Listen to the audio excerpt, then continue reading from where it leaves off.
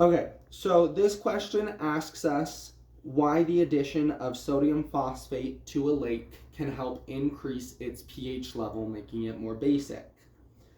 Um, Obviously, it's acting as a base, but going into more detail, we see that when you add Na3PO4 to water, Na is a group 1 metal, making it soluble. So it fully dissociates into Na plus ions and PO4 minus ions. Now, Na plus is not going to have an effect on the pH of the lake, so we can ignore that for the purposes of this assignment.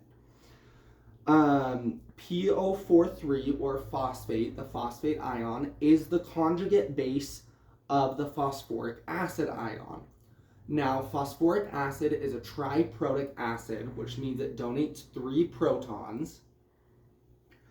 And the final dissociation of this triprotic acid produces phosphate ions, which are very basic because they have a very strong affinity to accept the H plus ions because they are the conjugate base of this strong acid.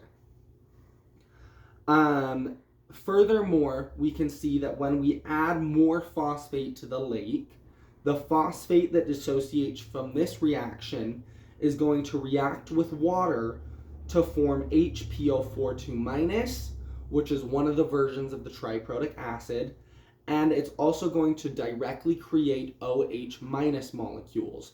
That is going to directly increase the pH of the lake, making it more basic.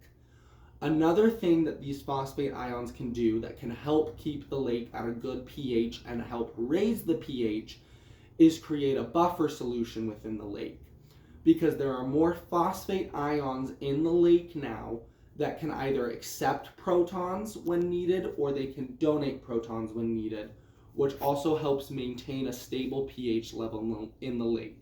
So in summary, the Na3PO4 dissociates and creates these phosphate ions, which have a high affinity to accept protons, increasing the pH of the lake, and they also react with the water in the lake to directly create OH, which also increases the pH of the lake.